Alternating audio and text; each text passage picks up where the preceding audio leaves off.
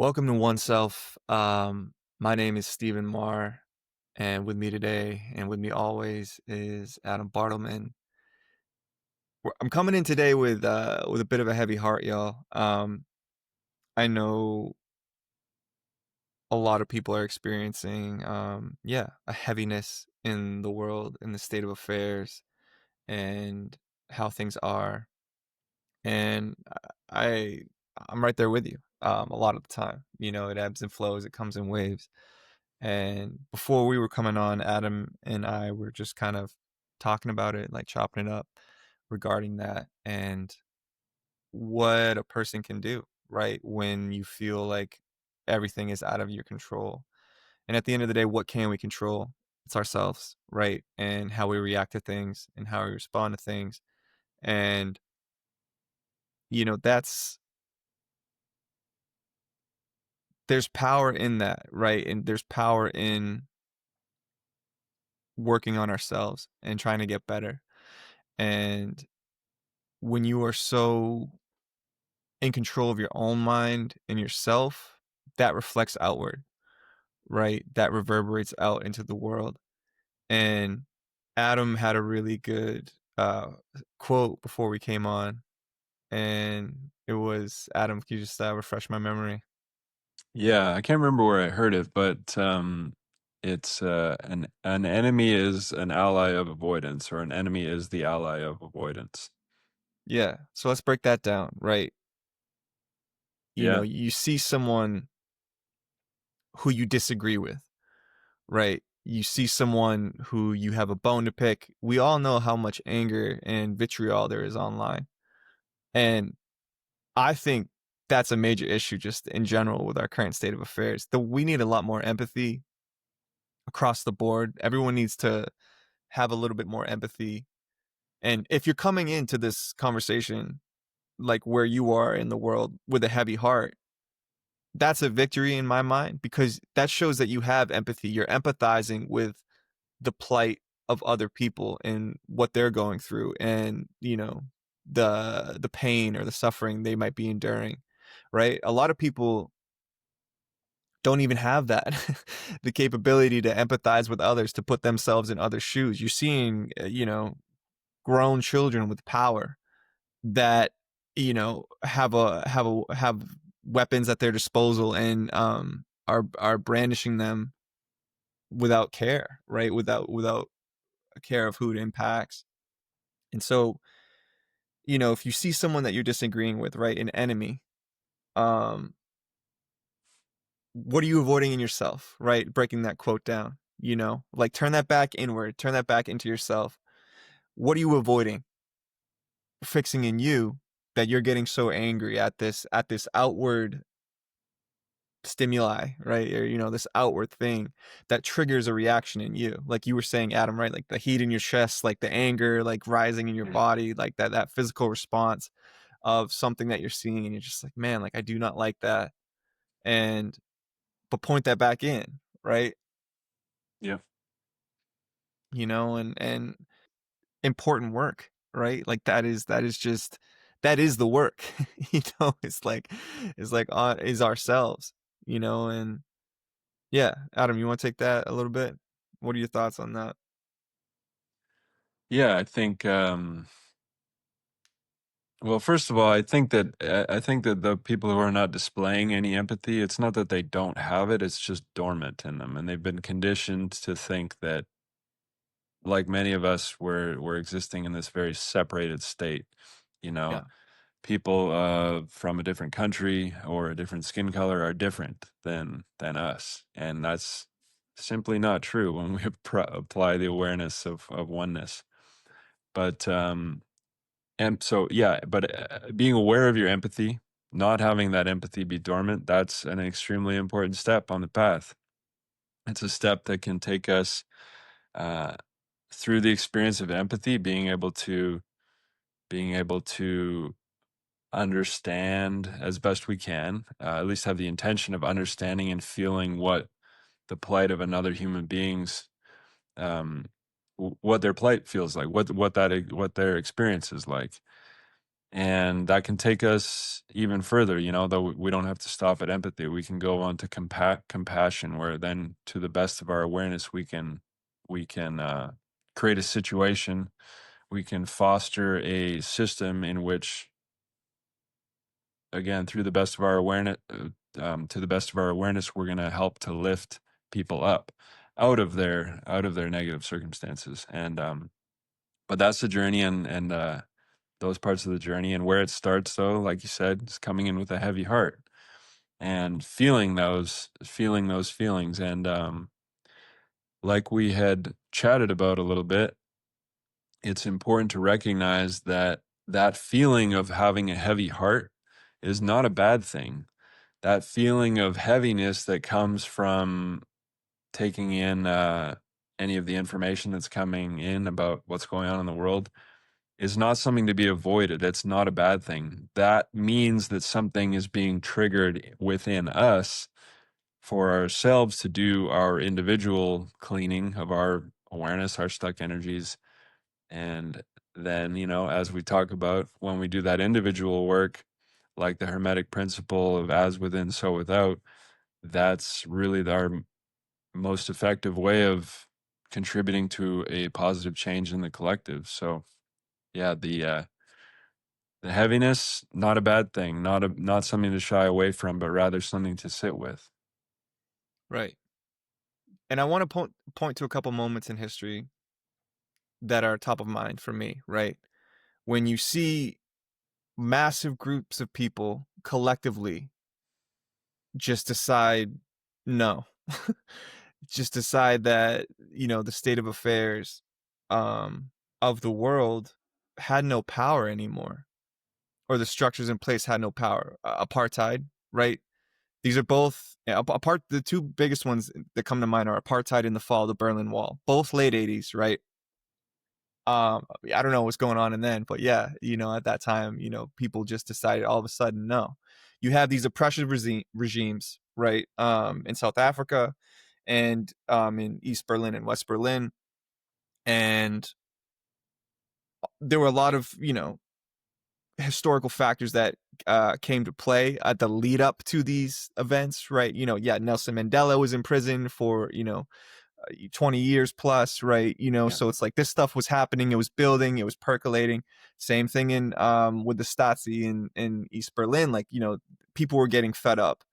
But all of a sudden the regime's power was weakening and the people so vastly outnumber the mechanisms of control in those societies that when they were done with the wall, when they were done with apartheid, it just fell. And yeah, there was nothing that anyone could do to stop the tidal wave of collective decision, yeah, right? That stopped for the benefit of those societies, right? Those were small examples, right? But then the Iron Curtain fell, right? Apartheid fell, and all of a sudden there was a new dawn, there was a new day, right? And those societies were bettered because of it. And so those are just real world examples, I think, where this kind of applies. yeah, Yeah, yeah. I'm just trying to give tangible examples of what we're talking about. yeah.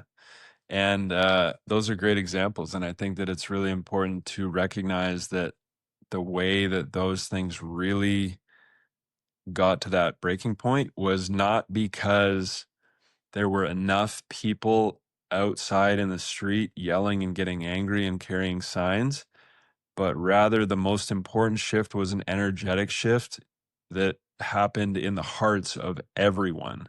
And it reached the tipping point. So I'm talking about the people who were sitting at home in their living rooms during those times when they collectively, well, individually and then collectively felt that this just doesn't make sense anymore. And we're not going to choose this anymore. We're not going to choose this on any level of our being, meaning the subtle energies, meaning looking through within one's shadow to see how did we how did we contribute to the creation of this in the first place.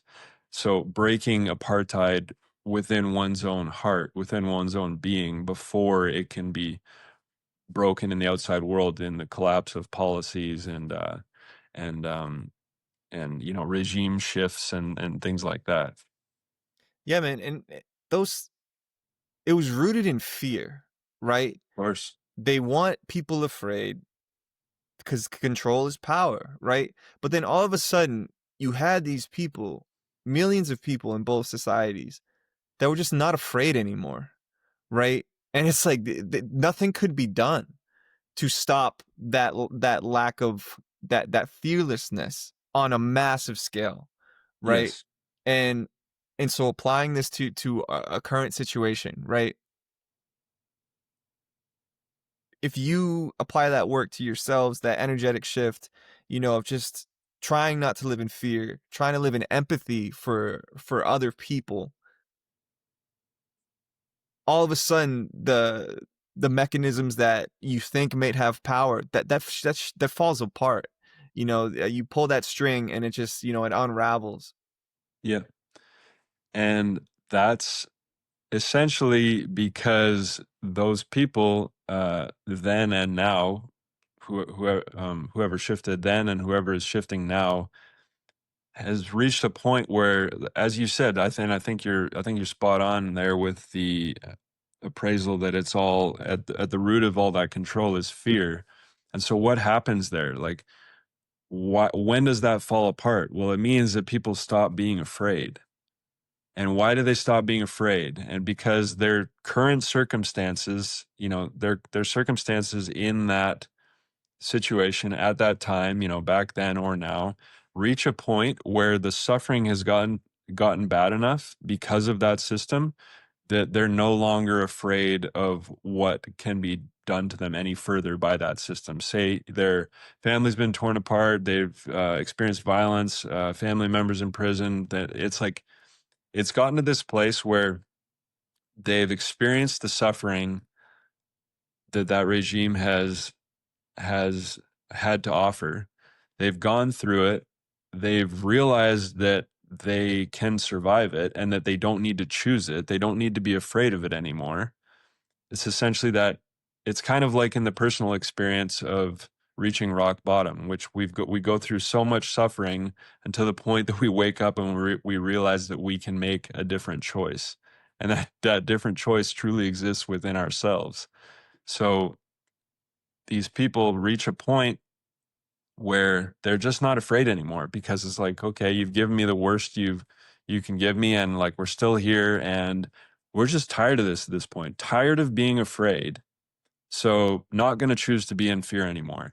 And I think this is extremely applicable to right now, right? We have been inundated with this like fear mongering media for long enough, while statistics have reflected that violence in the world has actually decreased. The reporting of it has always increased. So people are living in this fear state all the time, and it doesn't feel good, obviously. And believing in this fear state, living in that, is still projecting and manifesting it in the outside world. We still, this isn't to say there's nothing wrong and that change doesn't need to happen, but at the root of it, I believe, and I think as we discussed a little bit, is the individual experience of buying into the system. And just like in those instances, apartheid and communism in East Germany, right? East Germany Yeah. and West. Yep. It's Eastern. Yep. yeah, there reaches a point where it has to reach a point where it just breaks in the hearts and minds of the people, of everybody, the people, working in the factory, as well as the ones imprisoned, as well as the ones who are sitting at home comfortably in their living room because they've been following the rules. They just reach a point where it breaks and it's like, no, no more. And because again, we always have to bring the awareness that above all and within all, like above and below, we are energetic beings. So when we shift our energy and when we shift it collectively, w- we can topple anything. It's because it's about our hearts and minds. That's why we're so manipulated through media, and that's why we're so inundated with all this negativity. Is because it propagates, it supports a fear-based system in which it is then easy to manipulate, control, divide people. Right. So um, That's what it comes down to, as far as I can see, as we chatted a bit about before. Yeah, it's kinda interesting because I mean, we know the addiction path, right? Where it's like, Yes. I didn't even really make that correlation, before, but it's like, yeah, you know, everyone knows an example of someone in their life probably where it's like they've seen the individual hit rock bottom, but when you see a society collectively hit rock bottom, and collectively the society is like, I wanna get better." Yeah. Like, yeah, it's fascinating. For again, it was, us being, students of history, it's like it's fascinating to see those examples in recent memory. Like the 80s is not that far away, Mm-mm. and there's more. I'm sure there's more recent examples, around the world as well, in that time too, but it's yeah, fear is just such a mechanism of control, and it's like, what's the antidote to that, right? Like you said, like having compassion for other people, trying to make lives better for them, having empathy for what they're going through, seeing the here's another example. I mean, there's a like 5 years ago, I think Greta Thunberg came out with a video. I forget where she was talking, like maybe the World Economic Forum or something. A lot of the who's who of like, the richest people in the world were there, and they wanted this, young climate activist Greta Thunberg to come, and she had this famous speech like, "How dare you? How dare you steal my childhood? The world is burning." Like she was saying everything that is just like objective truth, in my opinion. Where it's just like the world, ecosystems were collapsing and are collapsing, and this is, in 2019, and everyone in the comments is basically like, "Look at this whiny baby child." Um, and I was like, and I was just like, "What?" Like, the way people responded to her was disgusting, for having empathy, for her having empathy for humanity and for this planet, this which, we've been poor caretakers of for a while now, and the way the vast majority of people were just like, "Shut up." It was, sad and, heartbreaking in a lot of ways, but it just goes to show like how far we still need to come collectively to just care about each other, to just have a little bit of empathy and decency, and to want to build a better world. Like the world that as it exists today was built, right, for worse. These things that are created were designed with purpose. It's not like this was an accident. Any way any society currently is. It's built with, like we said, apartheid, the With Berlin Wall. intent. It Yeah. with intent. That wasn't built to just like, oh, let's just throw this up and see what happens. That was built with intent. And on the flip side of that, so can a better world be built, right? And they like, the powers that be like to make it seem like it's impossible, or that, try to make you scared again to make it seem like it's impossible. But it's not, right? It's not. And they want you disenfranchised. They want you to see your neighbor and hate them, Yeah. and they want you to yeah, to be angry and upset and live in fear. And as cheesy as it sounds, it's like love, y'all, like, like having love for that person, even if you might disagree with them, even if you might um have, differences of opinion. It's like if you can find a common ground with those people, as with as many people as possible, you form something greater, and you form, like an antidote against all these things that we're being inundated with. And I feel it too. I feel that, when the hopelessness creeps in, and when, that stuff creeps in, and, it's like, but then I try to like recenter myself and, find clarity in all of it, and marching forward through life. Right. And yeah, man, it's just, I don't know. I don't know. Don't be fooled. Don't be fooled that like a better world can't be built, and the work starts with us, right? The work starts internally, and Yeah. finding other people that are doing similar work. exactly, and recognizing that we can only find it within ourselves to love our neighbors if we love ourselves first. Can't pour from We an have empty to cup.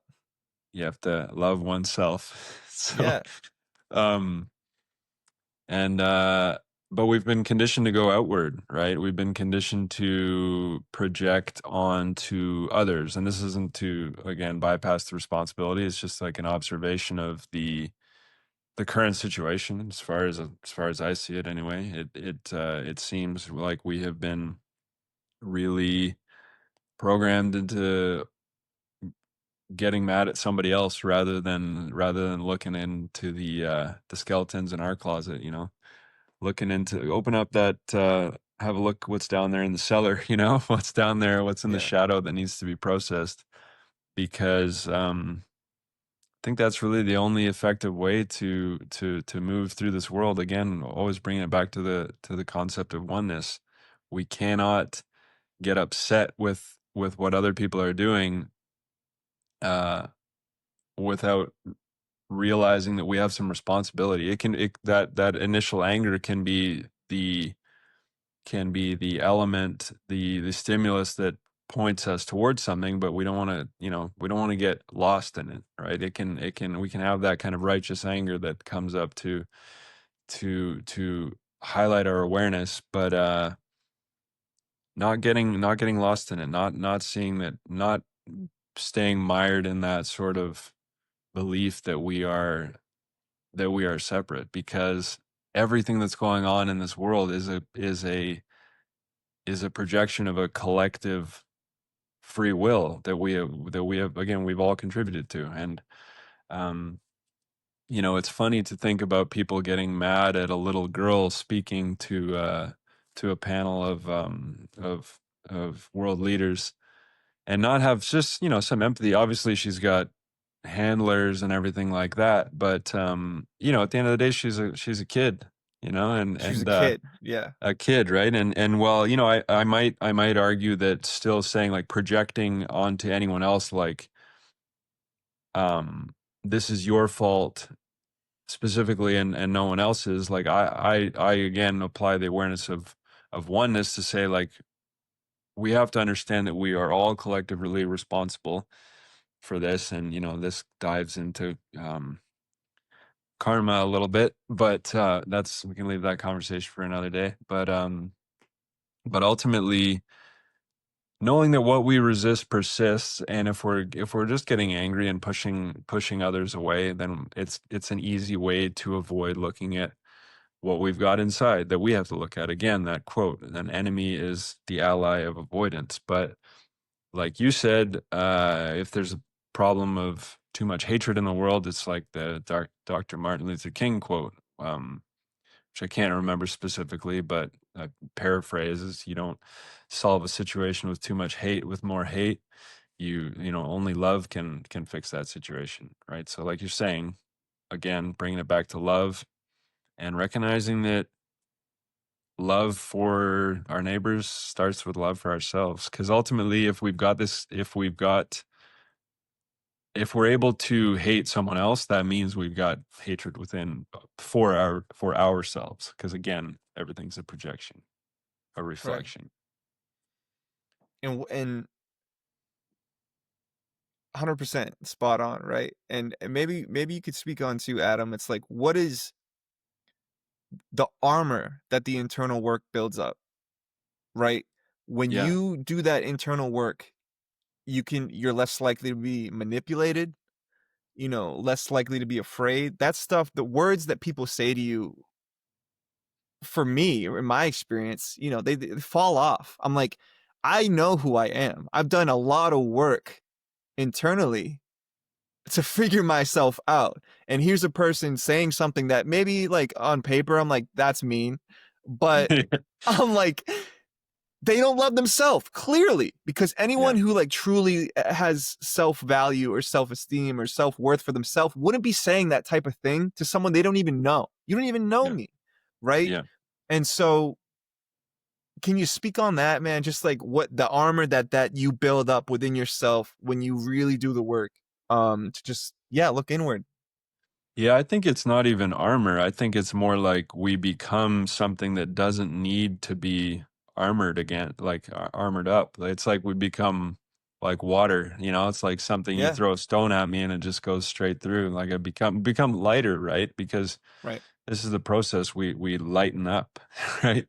We become less dense. We become you know, we go closer to light with our awareness, and I think those things go right through, and it's and you know, it just reminds me of one of my favorite books and like book series of all times, of all time, which is the Four Agreements, right? And you know, you mentioned one of them there, not taking anything personally, because we recognize that everyone's existing within their own dream, their own perception of reality, right? There are like how many people on this planet? 8 billion something. Like Yeah, there are 8 billion completely different realities on this planet, like completely different. You know, I used to think they were all, you know, it's like the same, just a little bit different, you know, more or less how I see the world, but, you know, tweaked a little bit. And it's like, no, man, it's like completely different realities. And, yeah, we have to recognize that and recognize that whatever someone's projecting is has nothing to do with us, you know. And I think it was the Buddha saying something about like if someone gives you a gift of anger, you don't have to accept it. You know, they just, if you don't accept it, then they have to keep it. And that's not like a vengeful thing, like, yeah, you got to keep that anger. It's like that's actually a gift back to them, because if they're able to hold on to it, they're more likely to process it in a healthy way and find the root of it within themselves and lighten themselves.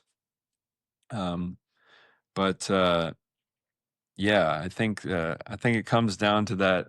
Applying the four agreements is really important, and then recognizing also just the pattern. Like you mentioned addiction before, yeah, and that's like a big topic that I think applies here as well, because um, yeah, like finding our rock bottom, collectively, individually. That's an important thing, and to see where we have actually been addicted to being in this fear state. We've been addicted to suffering because of the way that the collective evolution has played out on this planet on a, you know, global societal level. Really, it's like we have an addiction to suffering. Like, and how does that land? Like, how does that sound when I say that? Like, what does that sound like to you? Like the addiction to suffering. Does that ring true in your experience, or how does that sound? I think again, people will probably, get their hackles up when they hear something like that, but like sit with it though. Like I think you're That's a spot great on. phrase. Yeah, but like sit with it, right? Like sit with that notion and just yeah, like these negative feedback loops that like people like again, you hold on to. So it's like is that addiction? Like when you're holding on to it so tight or you just or like not willing to let it go where Yeah. blaming others or getting angry with others or Misery all that loves s company, misery loves company, man, yeah, and right? when someone comes to me with misery, right, and I'm like, "I'm good," they like, you see I see a visceral reaction in people where it's like like, they think I'm judging them, right, Yeah. or they think and it's like, "No," like, I'm really not. I've been there, like, I've been where you've been, and I'm not in that place anymore. And you want me to come down to you. And I would love for you to Exactly. come up with me, dude. And not even like it's a hierarchy, but just like, Yeah. do you know what I'm saying? For the conversation, that sort of imagery makes No, I sense. don't It's think I'm better than you. Yeah, like I don't no. think I'm better than anybody, but it's just that in my mind, it's like I view the perception of myself was lesser than when I was in a similar spot to where you were. Yeah. And my perception of myself now is of a higher self-worth, higher self-values, that sort of thing, right? I don't think I'm better than anybody. It's just yeah, I just want to make that point. Yeah, and this that kind of feeds into the conversation around addiction, and then empathy and compassion, because if when we look at empathy as being like, okay, like I empathize with you, you're feeling bad, and let me step down into that hole with you and say like and tell you like, oh, that's okay, like I feel bad too, you know, let's feel bad together. And there's something to that, and empathy's it's important to be able to feel what others are experiencing. But again, and which I always find kind of funny how so many people like to identify as empaths, which is again not a bad thing. But I just for myself, I was like, well, why don't we take it a step further, and then another step further, because this is a never ending process of evolution. But starting with going to compassion. So if somebody's coming to you wanting empathy, they're coming to you with that misery, they're complaining, and they're wanting you to stoop down and just hang out down there with them, and you are not from a place of judgment, but you are saying like, no, that doesn't interest me anymore, I'm not there anymore. Then you are offering them compassion by offering them a hand, like a hand up out of that hole, you know, reach down in, like grab my hand, I'll pull you out of there.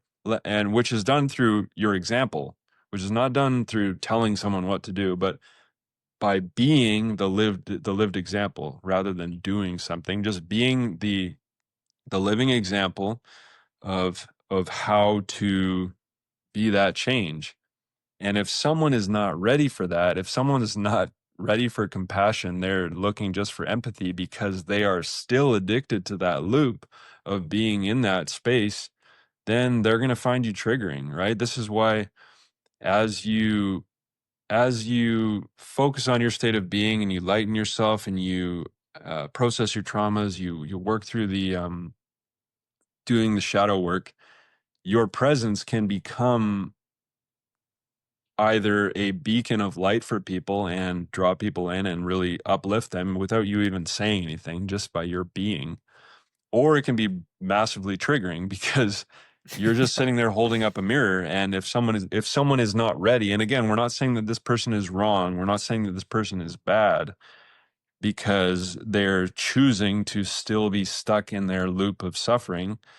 You know, I'm certainly not passing any judgment because I resided in that space for many, many years. Yeah. That this is a common theme in my family on both sides, and it was mirrored, it was, you know, mirrored to me and absorbed uh, through that intergenerational pattern. But anyway, so but we get to the point of choosing, right? Like I don't want to be there anymore, and I'm not going to be there anymore. I'm not going to step down there and commiserate. I'm just going to be here, and we can, yeah, again, be a little bit triggering for the people who aren't ready for that, and that's okay, because even if they get annoyed or upset by the example or just your state of being, it's still your presence in their life. And this is to everyone listening, you know, um, your presence and the example that you set for them, even in that, you know, couple seconds interaction,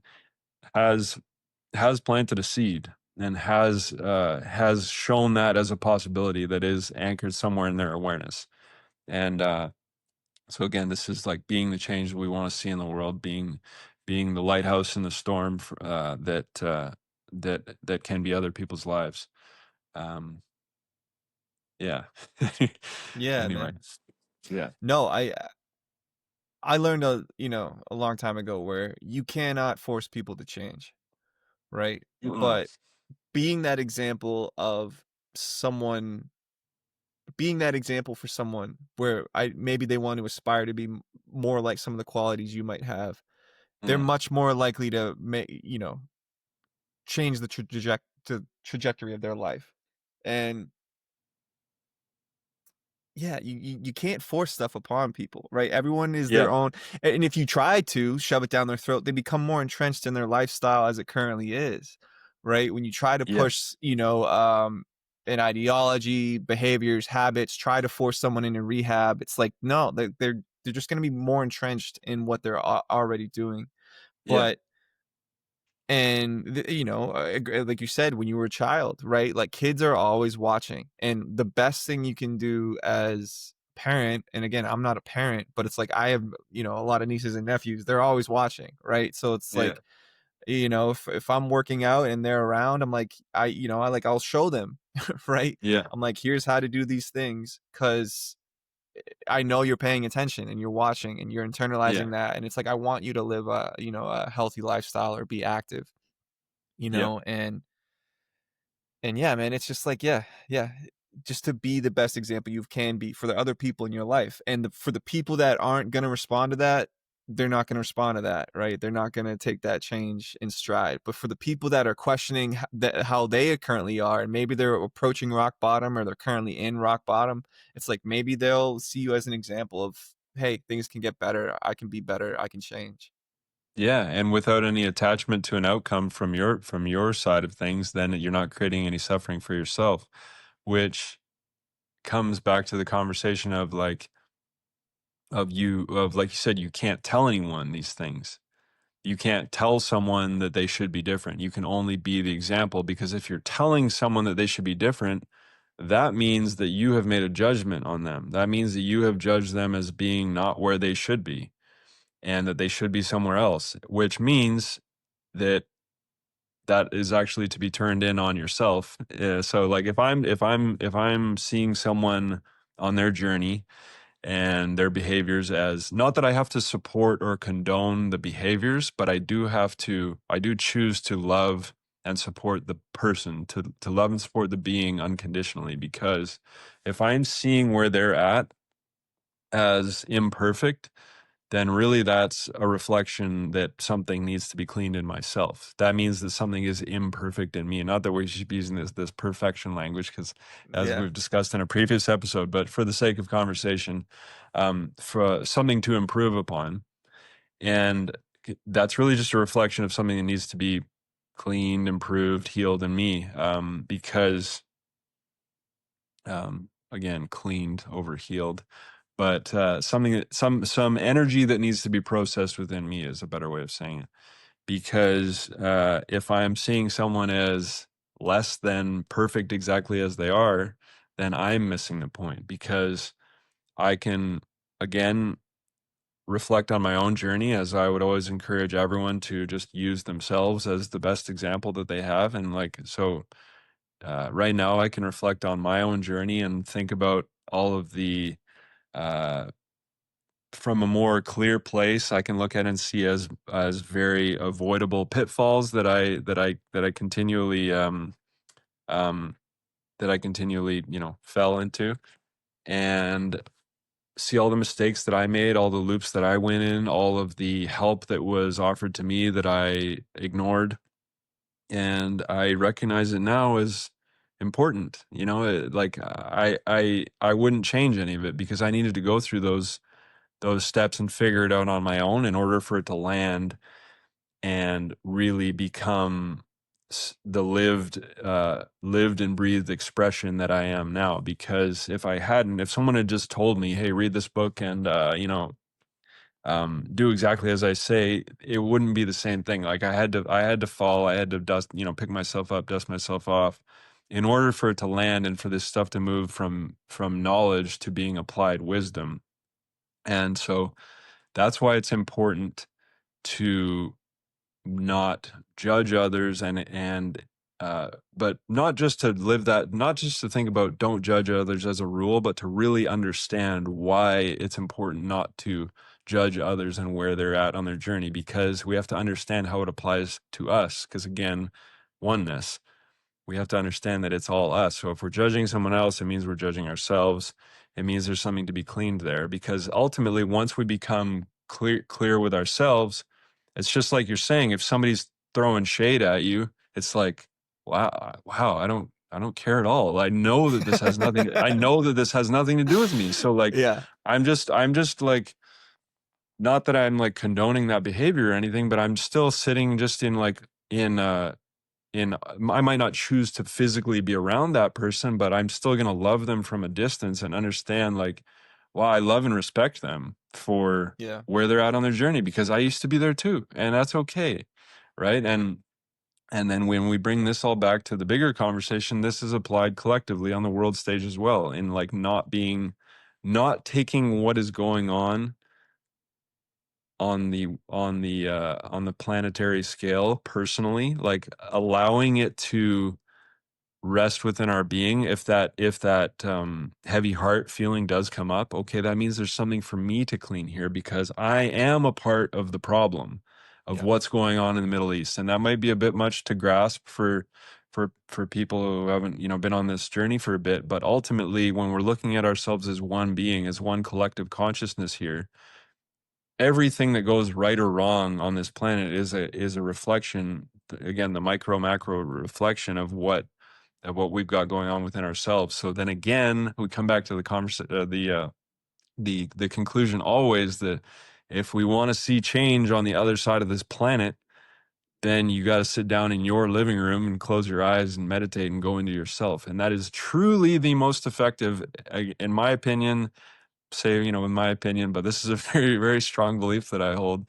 That is truly the biggest way to become an agent of change, is to do that shadow work. And like shadow work is the real activism, not like getting angry and grabbing a sign. It's like, because this is an energetic game that we're playing, because we are energetic beings, we have to again change our own hearts, break those systems of apartheid within our own minds and hearts. Yeah. No, absolutely. Absolutely. And when you said about, people coming at us with vitriol, it's like Mm. it's so funny where my reaction now is, where before I probably got angry, you know, Yeah. Oh, me too. where where now it's like, man, that person needs love. Yeah. It's like I wish I could hug him, you know what I mean? Yeah. And or just give him, just not a weird way, but man, just give him some love, dude, and 'cause I've been there, right? Because we both have Yeah. been there, and it's like, I know where they are. I know that frame of mind of where they are and the pain they're in, and, the maybe the self-loathing or the self-hatred or whatever, and it's like, here we come along, and we're being like, "Love," and they're like, "Fuck that," you know? It's Yeah. just like, I get the I knee-jerk get reaction of just being totally. like, like, "I'm miserable, fuck you, like, I want you to be miserable too." Yeah. And like, you corny cliche, saying, Yeah. you know what I mean? Like, I shut get up, it. Yeah, Yeah, like shut up. your sweetness is giving me diabetes over here kind of thing. Like, Yeah, dude. I used to think that too. I was annoyed by it, Yeah, and I didn't trust yeah, the people that were so cheery, Like, I didn't yeah, trust people. I'm like, what are you, stupid? Like, you don't see yeah, the darkness in the world? Like, why are you happy? Like, I took it as right. I chose to take it as offensive. I'm like, well, these people are ignorant. They're ignore and I've had certain I've had kind of the same reaction come back to me now. Like, well, like, how can you be so positive about things? Look at the state of the world. And it's like, well, because for me, I mean, I'm not saying I'm right. For myself, I believe I'm right from my own experience. But for me, the the deeper awareness, like that has come through, is just I don't see it as that big of an issue in terms of something that is not solvable and is not a beautiful progression of the collective evolution of souls expressing themselves in this dimension. And but ultimately that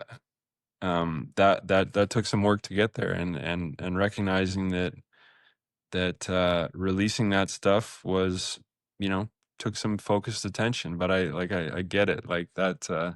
And how much better does it feel now? Like, how much better does it feel when somebody like throws some shade at you?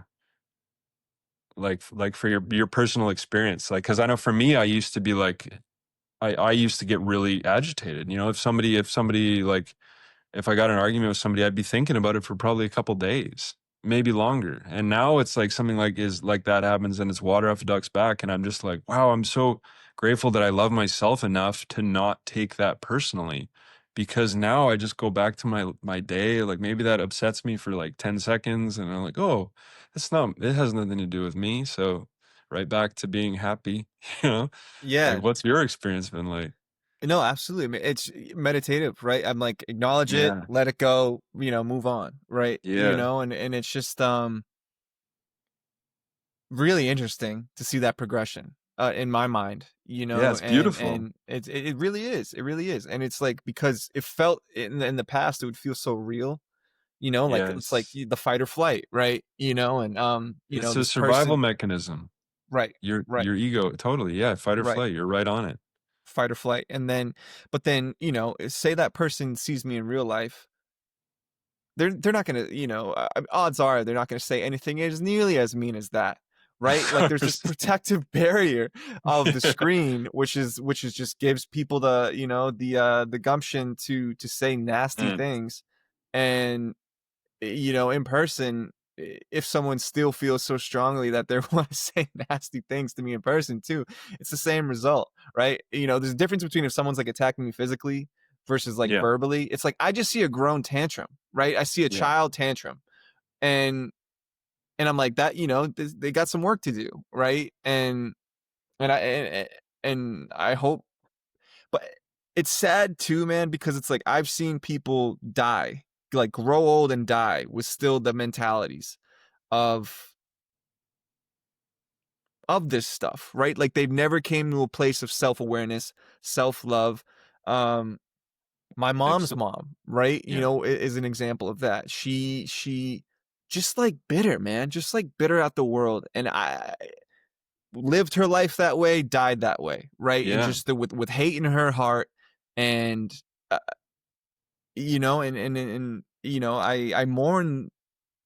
I mourn that lost opportunity, right? mhm, And I hope that, she's an example of one, of just one person, one less person that'll be their reality for, right? And that more and more people will, and I have a lot of hope.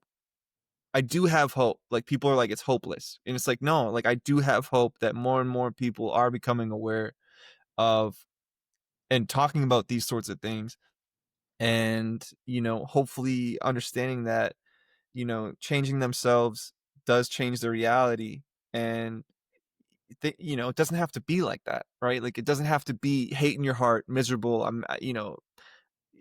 Hate everything. I'm a victim of the world. Like, victim. that was her. Yeah, Yes, that was her mindset. Her mind frame, and she was yeah, narcissistic, right? Like, she would give her love, at different moments in time. Her love was very much conditional, and yeah, that's just wrong, dude. Like, that's just wrong. You know what I mean? Like, playing favorites and pinning your kids against each other to, like, to receive the love of, of their mother. And, and to my mother's credit, right? I'm very lucky. Again, my dad, every family has their ups and downs, right? But, like, my parents, my dad, again, was an alcoholic, and I've seen friends of mine growing up, they don't have their dads when they had alcoholism. And to my dad's credit, he came out of that.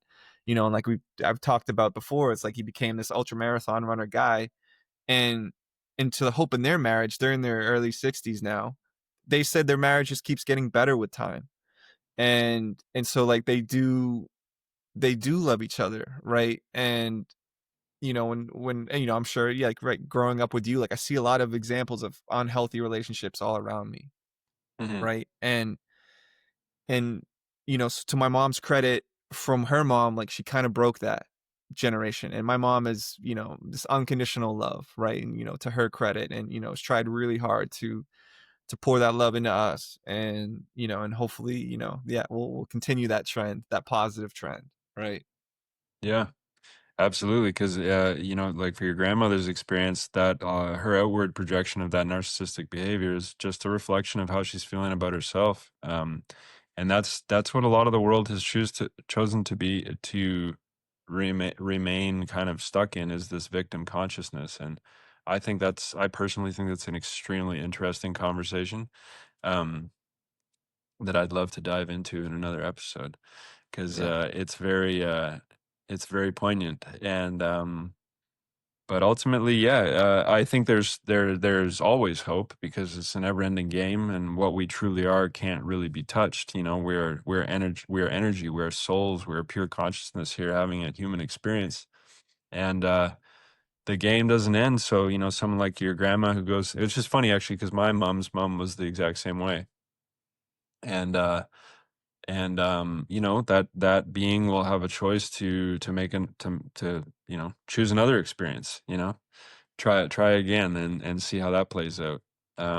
Again, experiencing ourselves through this contrast and understanding that sometimes those choices of a life negatively lived is actually a beautiful thing for a wider perspective of the entire journey, and in giving contrast and a deeper understanding and awareness of love through having experienced like such a bitter, unpleasant existence in one lifetime.